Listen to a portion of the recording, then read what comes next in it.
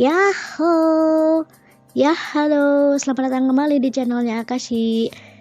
So, di podcast malam ini, di podcast kali ini gue tuh pengen banget ngomongin tentang villains di anime. Sebenarnya villains ini tuh secara general aja sih ya gue mau ngomonginnya, karena kalau mau diulik lagi, kalau mau digali lagi, sebenarnya yang namanya villains itu kayak bercabang-cabang gitu loh. Ada villains antagonis, terus villains protagonis juga ada, vigilante, antihero, sampai anti villain juga ada sebenarnya. Tapi gue mau ngomongin secara general aja deh ya, villains yang memang terkenal lah di dunia peranimean. Nah, kalau gue sendiri sih dibandingkan sama main karakter atau tokoh utama anime, gue justru malah lebih tertarik atau lebih condong ke sidekick atau villainsnya. Jadi kalau misalnya ditanya sih emang ya, setiap orang pasti emang menjagokan main karakternya, karena ya tokoh sentral di anime itu ya memang main karakternya paling banyak gitu, kebanyakan. Tapi ada juga yang memang tokoh sentralnya itu tidak harus si tokoh utama, bahkan ada banyak sidekick atau tokoh sampingan yang justru lebih populer dibandingkan sama tokoh utamanya. Sebut aja kayak kalau dari beberapa forum sama beberapa survei sih mengatakan Sasuke lebih populer dibandingkan Naruto. Terus Killua Zoldyck lebih populer daripada Gon.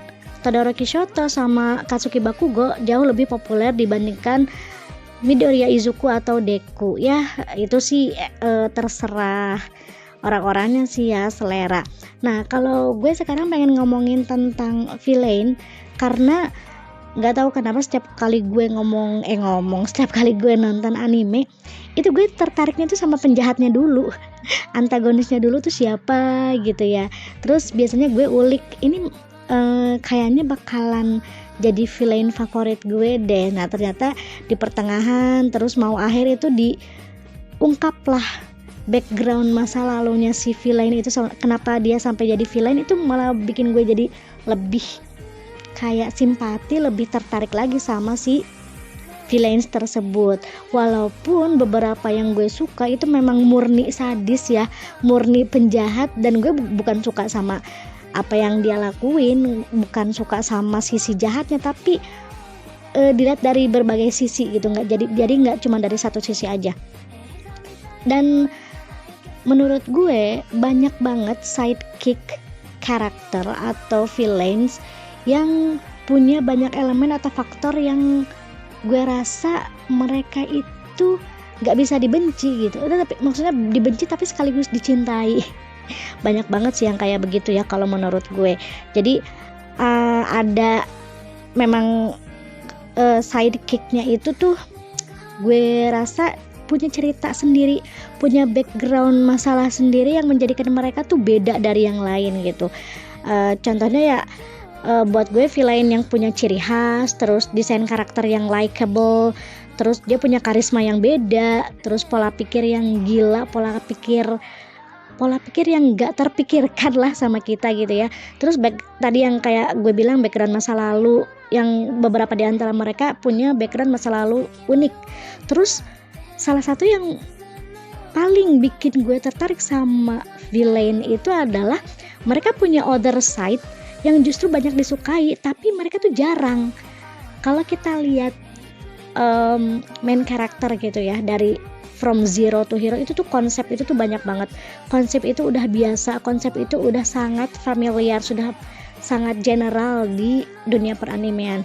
Tapi kalau mau mengulik atau menggali lagi tentang villain yang punya elemen-elemen yang atau faktor-faktor yang tadi gue sebutin ya, kayak desain karakter yang likable, terus punya ciri khas, karisma beda, pola pikir yang out of the box, background masa lalu yang gak terduga, terus punya other side yang justru kita gak bisa benci tapi malah suka, itu tuh hanya segelintir gitu, bisa dihitung sama jari. Nah gue pengen ngomongin nih beberapa villain yang gue suka banget. Itu diantaranya adalah Ryomen Sukuna, terus Hisoka Moro, Makoto Shishio, Shigaraki Tomura, Toga Himiko, Terus ada sih tapi bukan villain yang penjahat pakai pistol atau pisau, enggak sih. Kayak Aomine Daiki sama Ayame Kajo. Nah, dua ini tuh bisa dibilang villain dalam arti yang lain. Kalau Ayame Kajo kan dia villain itu kayak penjahat mesum gitu ya. Penjahat yang memang dia itu punya tujuan sendiri. Maksudnya bukan jahatnya itu bukan jahat sadis bunuh orang, enggak, tapi dia amat sangat hobi melontarkan jokes mesum, tapi dia punya alasan kenapa dia melakukan itu. Terus Aomine Daiki antagonis, walaupun dia tidak pakai senjata apa, tapi antagonis dalam bidang sport ya. Dia punya slogan sendiri itu, yang bisa mengalahkan aku hanyalah aku.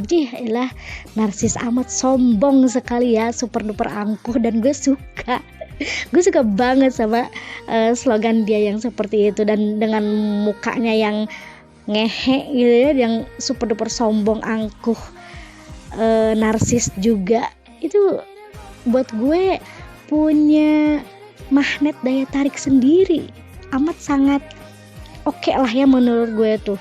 Jadi seperti yang gue bilang, kalau villain di anime itu lebih punya lebih punya sesuatu lah dibanding sama main karakternya. Sebut aja kayak yang pertama tadi gue bilang, Ryomen Sukuna ya. Ryomen Sukuna itu kan kalau kita perhatiin dari awal dia tidak diperlihatkan sih, maksudnya full formnya dia tuh gimana, karena dia mengikuti form wadahnya kan Itadori Yuji, otomatis dia bentukannya ya bentukan Itadori Yuji, tapi dia punya tato di muka dan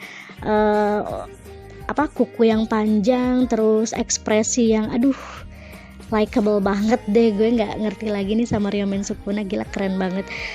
Terus Hisoka Moro, siapa sih yang bisa benci sama Hisoka Moro? Maksudnya dia tuh sebenarnya menurut gue sendiri sih dia bukan penjahat yang gimana, tapi penjahat jenius, cerdas, yang punya, dia perlente gitu ya, punya ciri khas yang amat sangat eye catching, unik gitu. Pokoknya dia unik banget kalau menurut gue. Terus ada lagi Toga Himiko. Ini salah satu villain yang nyempil selain Ayame Kajo, tapi Ayame Kajo kan tadi gue udah bilang dia penjahatnya bukan penjahat yang kriminal, tapi dia itu emang penjahat mesum gitulah ya. Tapi Toga Himiko ini gue merasa dia adalah sosok yang amat sangat unik. Dia tuh kawaii banget dengan seragam sekolah, kostumnya dia seragam sekolah, tapi dia pakai atribut gadget, tabung yang ada jarumnya sama selang.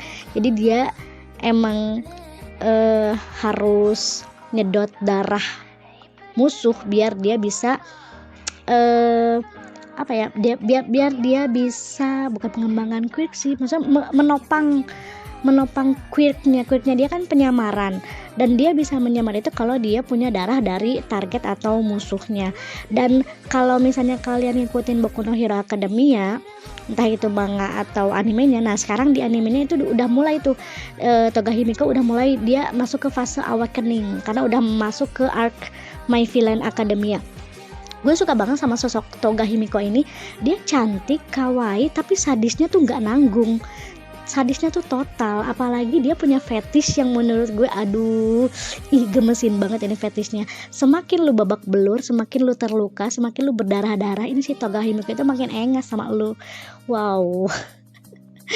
Gila sih ya, ini cewek yang satu ini imut. Terus dia itu tipe yang sebenarnya dia dari Liga Penjahat bareng Shigaraki Tomura, bareng yang lain gitu ya, dia adalah bisa dibilang satu-satunya yang lebih optimis dibandingkan yang lain. Dia tuh ceria, bisa menghibur, bisa menghidupkan suasana. Tapi kalau udah sadis, gila men, nih orang parah banget, nakutin sih, serem.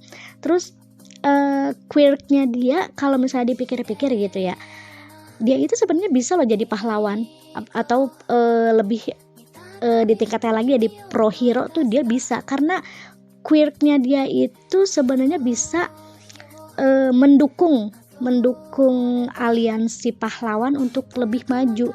Dengan penyamaran kan dia bisa nyusup ke organisasi penjahat tanpa diketahui sama sekali, karena dia pinter banget kan nyamarnya tuh ya. Terus dia bisa dapat informasi, jadi intel dengan amat sangat rapih. Gue ngebayangin kalau Toga Himiko ini jadi pro hero gitu, atau kandidat hero lah ya, bakalan keren banget sih.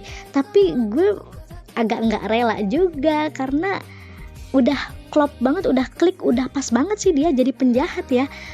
Penjahat yang unyu, kawaii, tapi ngeri dan sadisnya itu total. Gila sih, gue tuh suka banget sih sama Toga Himiko.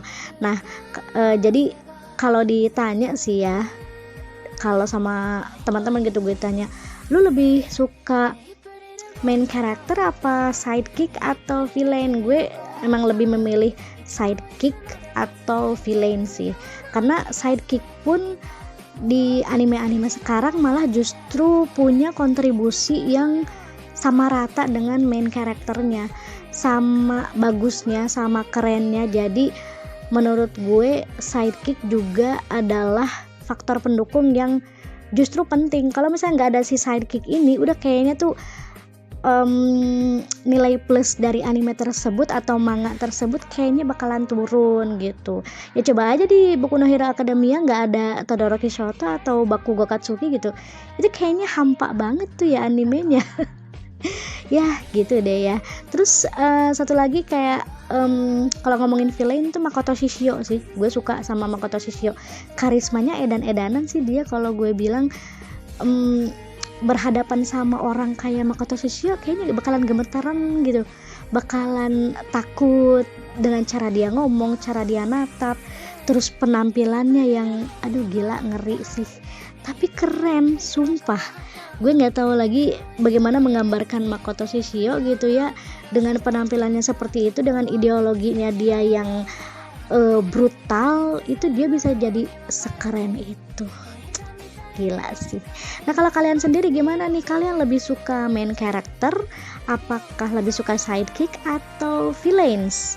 Bisa nih komen di kolom komentar ya. Tapi jangan lupa buat subscribe dulu, like, terus nyalain lonceng notifikasi ya, biar kalian gak ketinggalan lagi video-video podcast gue berikutnya. Oke, makasih banget nih buat yang udah nyimak dari awal sampai akhir tanpa skip. Kita ketemu lagi di podcast gue berikutnya ya. Arigato, dadah.